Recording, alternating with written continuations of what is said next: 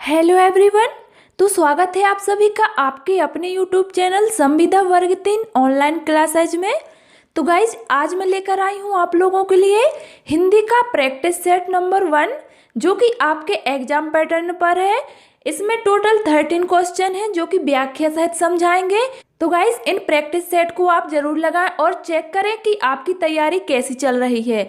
तो चलिए स्टार्ट करते हैं हम अपनी आज की क्लास और चलते हैं अपने क्वेश्चन की तरफ। भाषा शिक्षण की पद्धति नहीं है। कौन सी पद्धति भाषा शिक्षण की पद्धति नहीं है? ऑप्शन है मोंटेसरी, किंडरगार्टन, डेक्राली या फिर अभिक्रमित अनुदेशन। तो गाइस यहाँ पर हमारा राइट आंसर हो जाएगा ऑप्शन नंबर 4, अभिक्रमित अनुदेशन। देखिए भाषा शिक्षण पद्धति के अंतर्गत किंडरगार्टन, मोंटेसरी और डेक्राली अनुदेशन प्रणाली आती हैं, जबकि अभिक्रमित अनुदेशन भाषा शिक्षण की पद्धति नहीं है बल्कि यह अधिगम से संबंधित है। तो यहाँ पर हमारा राइट आंसर ऑप्शन नंबर 4 के साथ जाएगा। क्लियर? चलिए अगले प्रश्न पर आते हैं। बालक की प्रारंभिक शिक्षा उसकी मातृभाषा में दी जाए, यह मानना है। किसका मानना है? ऑप्शन है महात्मा गांधी का, मोंटेसरी का, फ्रोवेल का या फिर किलपैट्रिक का। तो गाइस यहाँ पर हमारा राइट आंसर हो जाएगा महात्मा गांधी का, ऑप्शन नंबर 1। बालक की प्रारंभिक शिक्षा उसकी मातृभाषा में दी जानी चाहिए, यह विचार महात्मा गांधी से संबंधित है। ठीक है, उन्होंने मातृभाषा पर विशेष जोर दिया था। तो यहाँ पर हमारा राइट आंसर ऑप्शन नंबर 1 के साथ चला जाएगा। चलिए अगले प्रश्न पर आते हैं। व्याकरण शिक्षण के लिए उपयुक्त नहीं है। कौन सी प्रणाली व्याकरण शिक्षण के लिए उपयुक्त नहीं है? आपके ऑप्शन है निगमन प्रणाली, आगमन प्रणाली, अव्यकृति प्रणाली या फिर कक्षा अभिनय प्रणाली। तो गाइस यहाँ पर हमारा राइट आंसर होगा कक्षा अभिनय प्रणाली। ध्यान रखना, कक्षा अभिनय प्रणाली व्याकरण शिक्षा के लिए उपयुक्त नहीं है, जबकि आगमन प्रणाली, निगमन प्रणाली और अव्यकृति प्रणाली यह व्याकरण शिक्षण के लिए उपयुक्त हैं। तो यहाँ पर हमारा राइट आंसर ऑप्शन नंबर 4 के साथ जाएगा। और गाइस यदि आपको वीडियो पसंद आए तो वीडियो को लाइक जरूर करें।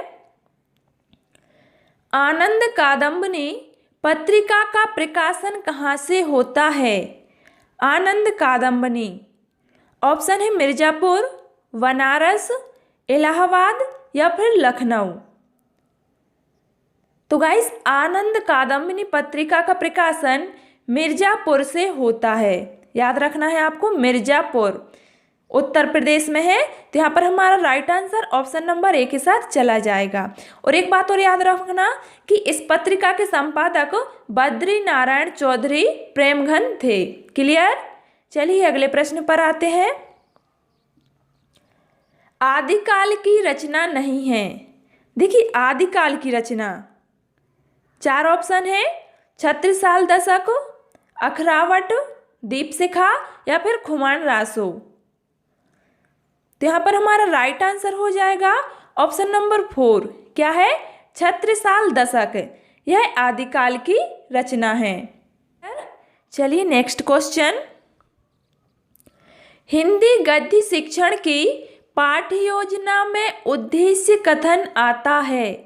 हिंदी गद्य शिक्षण की पाठ्य योजना में ऑप्शन है प्रस्तावना प्रश्न के पश्चात, पूर्व ज्ञान, आदर्श वाचन के पश्चात या फिर मौन वाचन के पहले। तो यहाँ पर हमारा राइट आंसर हो जाएगा प्रस्तावना प्रश्न के पश्चात। ठीक है, हिंदी गद्य शिक्षण की पाठ्य योजना के अंतर्गत उद्देश्य कथन प्रस्तावना प्रश्न के उपरांत आता है। प्रस्तावना किसी भी संदर्भ का आमुख होता है जो कथ्य की रूपरेखा प्रस्तुत करता है। ध्यान रखना। तो यहाँ पर हमारा राइट आंसर ऑप्शन नंबर 1 के साथ जाएगा। चलिए अगले प्रश्न पर आते हैं। शब्द का अर्थ स्पष्ट करने हेतु कौन सा तरीका सर्वाधिक उपयुक्त है? शब्द का अर्थ स्पष्ट करने के लिए कौन सा तरीका सबसे अधिक उपयुक्त है? ऑप्शन है व्याख्यान, वाक्य प्रयोग, भ्रमण या फिर चित्र निर्माण। तो गाइस शब्द का अर्थ स्पष्ट करने हेतु वाक्य प्रयोग जो है वो सर्वाधिक उपयुक्त है। ठीक है, यह तरीका सर्वाधिक उपयुक्त है। देखिए वाक्य प्रयोग से भाव की स्पष्टता और अधिक निर्देशित होने लगती है। तो यहाँ पर हमारा राइट आंसर ऑप्शन नंबर 2 के साथ जाएगा। क्लियर। चलिए अगले प्रश्न को देख लेते हैं। राष्ट्रवादी कवि रामधारी सिंह दिनकर को उर्वशी के लिए ज्ञानपीठ पुरस्कार किस वर्ष प्रदान किया गया। देखिए रामधारी सिंह दिनकर जी के लिए उर्वशी के लिए ज्ञानपीठ पुरस्कार किस वर्ष प्रदान किया गया था। तो यहाँ पर हमारा राइट आंसर हो जाएगा सन 1972 ईस्वी में।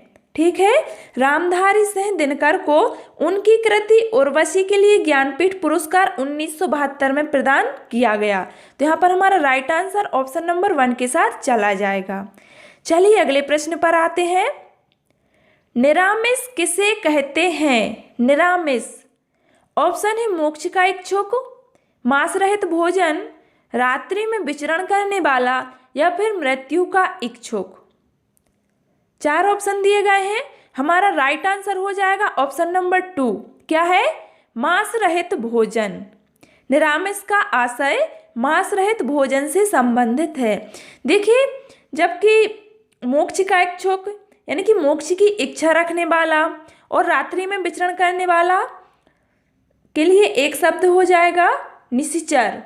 ठीक है, तो यहाँ पर हमारा राइट आंसर ऑप्शन नंबर 2 के साथ जाएगा। चलिए अगले प्रश्न पर आते हैं। और गाइस वीडियो को लाइक जरूर कर दें और यदि अभी तक आपने हमारे चैनल को सब्सक्राइब नहीं किया है तो जल्दी से चैनल को सब्सक्राइब भी कर लें। सहद शब्द है। सहद ऑप्शन है तद्भव, तत्सम, देशज या फिर आगत। देखिए सहद शब्द, तो गाइस सहद शब्द जो है वो आगत शब्द है। कैसा है, आगत, जो कि तत्सम, तद्भव एवं देशज शब्दों से पृथक है। क्या है, संस्कृत के शुद्ध शब्दों को तत्सम, उनसे उत्पन्न या विकसित शब्दों को तद्भव कहते हैं। देशज वे शब्द हैं जो देशी में बोले जाते हैं परंतु इनकी उत्पत्ति का पता नहीं चलता। और यही आगत की बात करें तो आगत वे शब्द हैं जो विदेशी भाषाओं से आए हैं और उनका प्रयोग हिंदी में किया जाता है, जैसे कि अरबी, फारसी, अंग्रेजी आदि भाषाएं। ठीक है, तो यहाँ पर हमारा राइट आंसर ऑप्शन नंबर 4 के साथ चला जाएगा। चलिए अगले प्रश्न पर आते हैं। वनिता का प्रयोग किस अर्थ में होता है। वनिता ऑप्शन है धी, जंगल, पुस्तक या फिर व्यवसायी। तो यहाँ पर हमारा राइट आंसर हो जाएगा ऑप्शन नंबर 1। क्या है, स्त्री। वनिता का प्रयोग स्त्री के अर्थ में होता है। वनिता के अन्य पर्यायवाची भी हैं जैसे कि नारी, त्रिया, वामा, रमणी, ये सब वनिता के पर्यायवाची हैं। तो यहाँ पर हमारा राइट आंसर हो जाएगा ऑप्शन नंबर 1। चलिए नेक्स्ट क्वेश्चन। मुकुंद किसका पर्याय है। मुकुंद ऑप्शन है शिव, विष्णु, सूर्य या फिर कामदेव। तो यहाँ पर हमारा राइट आंसर हो जाएगा ऑप्शन नंबर 2। मुकुंद जो है वो विष्णु का पर्याय है। और यहीं और भी बात करें इनके पर्याय की, जैसे कि जनार्दन, चक्रपाणि, उपेंद्र, चतुर्भुज, ये सब मुकुंद के पर्यायवाची हैं। तो यहाँ पर हमारा राइट आंसर ऑप्शन नंबर 2 के साथ जाएगा। चलिए अगले प्रश्न पर आते हैं। काहेरी नलिनी तू कुंभलानी, तेरे ही नाली सरोवर पानी, पंक्ति के रचनाकार कौन है। ऑप्शन है रैदास, जायसी, कबीर या फिर दादू। तो यहाँ पर हमारा राइट आंसर हो जाएगा कबीर। ठीक है, इस पंक्ति के रचनाकार है कबीर। यह पंक्ति निर्गुण ब्रह्म उपासक धर्मांधकर के विरोधी समाज सुधारक कबीर दास जी की हैं। यह बात आपको याद रखना है। चलिए अगले प्रश्न पर आते हैं। आचार्य रामचंद्र शुक्ल का निबंध संग्रह है। ऑप्शन है चिंतामणि, माटी का फूल, क्षण बोले कण मुस्काए या फिर आलोक पर्व। तो गाइस यहाँ पर हमारा राइट आंसर हो जाएगा ऑप्शन नंबर 1। आचार्य रामचंद्र शुक्ल का निबंध संग्रह है चिंतामणि। क्लियर। चलिए अगले प्रश्न पर आते हैं। निम्नलिखित में वर्तनी की दृष्टि से कौन सा शब्द युग्म में शुद्ध है? देखिए वर्तनी की दृष्टि से 4 ऑप्शन दिए गए हैं। यहाँ पर हमारा राइट आंसर हो जाएगा ऑप्शन नंबर 3। क्या है? बारात और वसंत।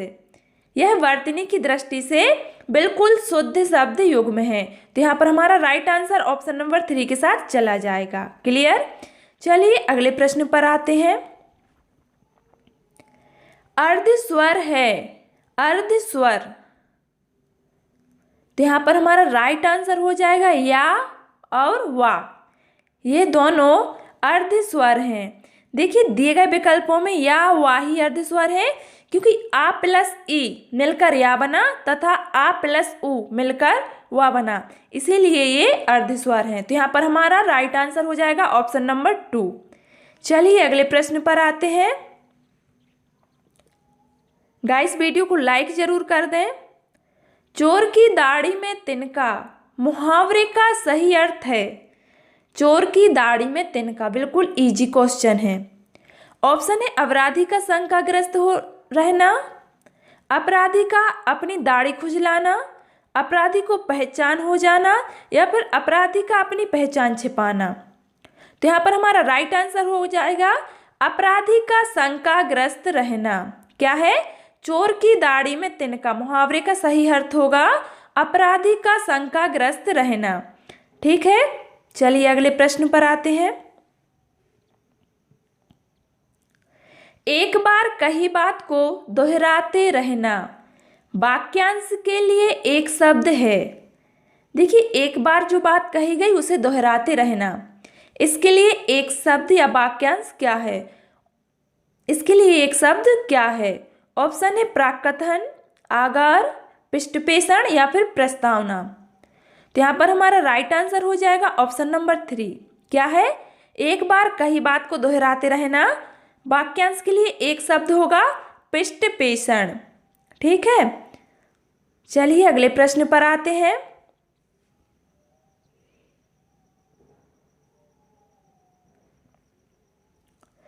बुद्धिहीन शब्द व्याकरण की दृष्टि से किस संवर्ग में है? बुद्धिहीन। ऑप्शन है सर्वनाम, संज्ञा, विशेषण या फिर क्रिया। तो यहाँ पर हमारा राइट आंसर हो जाएगा ऑप्शन नंबर 3 विशेषण।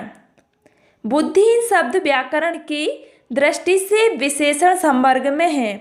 देखिए इस शब्द में बुद्धि की हीनता का भाव स्पष्ट होता है। तो यहाँ पर हमारा राइट आंसर ऑप्शन नंबर 3 के साथ चला जाएगा। चलिए अगले प्रश्न पर आते हैं। छत से ईंट गिरी वाक्य में कौन सा कारक है? ऑप्शन है संबंध, अपादान, अधिकरण या फिर संप्रदान। तो यहाँ पर हमारा राइट आंसर हो जाएगा अपादान। छत से ईंट गिरी वाक्य में अपादान कारक होगा। देखिए संज्ञा के जिस रूप से किसी वस्तु के अलग होने का भाव प्रकट होता है उसे अपादान कारक कहते हैं। तो यहाँ पर हमारा राइट आंसर ऑप्शन 2 के साथ चला जाएगा। चलिए अगले प्रश्न पर आते हैं। महोर्मी का संधि विच्छेद है। 4 ऑप्शन दिए गए हैं। हमारा राइट आंसर हो जाएगा ऑप्शन नंबर 3। क्या है? महा प्लस ऊर्मी। महोर्मी का संधि विच्छेद होगा। देखिए इसमें गुण संधि है। तो यहाँ पर हमारा राइट आंसर ऑप्शन नंबर 3 के साथ चला जाएगा। चलिए नेक्स्ट क्वेश्चन। समष्टि का विपरीतार्थी शब्द है समष्टि। ऑप्शन है अशिष्ट, विशिष्ट, अपुष्टि या फिर व्यष्टि। तो गाइस यहाँ पर हमारा राइट आंसर हो जाएगा व्यष्टि। समष्टि का विपरीतार्थी शब्द हो जाएगा व्यष्टि। देखिए जबकि विशिष्ट का सामान्य एवं अपुष्टि का पुष्टि तथा अशिष्ट का शिष्ट होगा विलोम और समष्टि का होगा व्यष्टि। तो यहाँ पर हमारा राइट आंसर हो जाएगा ऑप्शन नंबर 4। चलिए अगले प्रश्न पर आते हैं। करपट का तद्भव रूप है करपट। ऑप्शन है कारपेट, कपट, कपूर या फिर कपड़ा। तो गाइस करपट का तद्भव रूप हो जाएगा कपड़ा। क्या है? कपड़ा। तो यहाँ पर हमारा राइट आंसर ऑप्शन नंबर 4 के साथ जाएगा। चलिए अगले प्रश्न पर आते हैं। रमणीय में कौन सा प्रत्यय है? रमणीय। ऑप्शन है ईय, अनीय, रम या फिर रीय। तो यहाँ पर हमारा राइट आंसर हो जाएगा अनीय। रमणीय में अनीय प्रत्यय है। देखिए अनीय प्रत्यय के अन्य शब्द हैं जैसे कि आदरणीय, उल्लेखनीय, अभिनंदनीय, ये सब अनीय प्रत्यय के शब्द हैं। तो यहाँ पर हमारा राइट आंसर हो जाएगा ऑप्शन नंबर 2 अनीय। चलिए अगले प्रश्न पर आते हैं। बोरऊ सवई रघुवंश कुठार की धार में बारन बजी शरत थही, बान की वायु उड़ाव के लक्षण लक्ष्य करऊ अरिहा समरथ थही। इन काव्य पंक्तियों में कौन सा रस है? रस का नाम बताना है। तो गाइस 4 ऑप्शन दिए गए हैं, भयानक रस, रौद्र रस, भीभत्स रस या फिर वीर रस। तो यहाँ पर हमारा राइट आंसर हो जाएगा ऑप्शन नंबर 2। इन पंक्तियों में रौद्र रस है। देखिए उक्त काव्य पंक्तियों में रौद्र रस है और रौद्र रस का स्थायी भाव होता है क्रोध। तो यहाँ पर हमारा राइट आंसर ऑप्शन नंबर 2 के साथ चला जाएगा। चलिए अगले प्रश्न पर आते हैं। श्री गुरु चरण सरोज रज निज मन मुकुर सुधार, और बरनऊ रघुबर विमल जस जो दायक फलचार। में छंद है, कौन सा छंद है? ऑप्शन है सोरठा, दोहा, रोला या फिर बरवई। तो यहाँ पर हमारा राइट आंसर हो जाएगा ऑप्शन 2। क्या है? दोहा। इन पंक्तियों में दोहा छंद है। देखिए इसके प्रथम और तृतीय चरण में 13 मात्राएं होती हैं और द्वितीय तथा चतुर्थ चरण में 11 मात्राएं होती हैं। तो यहाँ पर हमारा राइट आंसर हो जाएगा ऑप्शन 2 दोहा। Next question. वाक्य शुद्ध है, इनमें से कौन सा वाक्य शुद्ध है? देखिए गीता और मोहन गा रहा है, मोहन और गीता गा रही हैं, मोहन और गीता गा रहे हैं या फिर मोहन और गीता गा रही हैं। तो यहाँ पर हमारा राइट आंसर हो जाएगा ऑप्शन 3, मोहन और गीता गा रहे हैं। यह वाक्य जो है वो बिल्कुल शुद्ध है, शेष विकल्प जो दिए गए हैं वो अशुद्ध है। तो यहाँ पर हमारा राइट आंसर ऑप्शन नंबर 3 के साथ चला जाएगा। चलिए अगले प्रश्न पर आते हैं। इन शब्दों में कौन सा शब्द हिंदी शब्दकोश में सबसे अंत में आएगा? देखिए हिंदी शब्दकोश में सबसे अंत में आएगा। ऑप्शन है क्रम, क्ल्यू, कृषक या फिर कृषाणु। तो हमारा राइट आंसर हो जाएगा क्ल्यू। यह शब्द जो है वो शब्दकोश में सबसे अंत में आएगा। इसका सही क्रम क्या होगा? बढ़ते क्रम में देखेंगे, पहले आएगा कृषाणु, फिर कृषक, फिर क्रम और सबसे लास्ट में आएगा क्ल्यू। तो शब्दकोश में सबसे अंत में आने वाला शब्द होगा क्ल्यू। तो यहाँ पर हमारा राइट आंसर हो जाएगा ऑप्शन नंबर 2। चलिए अगले प्रश्न पर आते हैं। चराचरम जगत में कौन सा समास है? ऑप्शन है द्वंद्व, तत्पुरुष, बहुब्रीहि या फिर कर्मधारय। तो गाइस चराचरम, इसमें द्वंद्व समास होगा जो कि हमारे लिए ऑप्शन नंबर 1 में दिया गया है।